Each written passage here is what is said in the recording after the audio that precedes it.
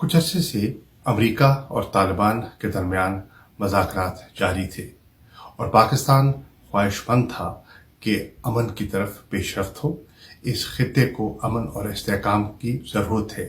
अफ़गानिस्तान को, पाकिस्तान को अमन और इस्तेहकाम की ज़रूरत है। आज एक अच्छी पेशरफ्त सामने आई है।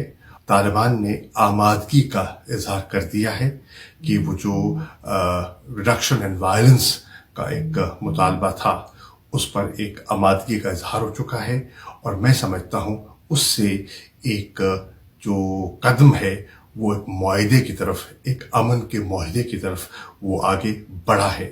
पाकिस्तान ने इसमें जो जिम्मेदारी उठाई थी उसे काफ़ी हद तक निभाया है।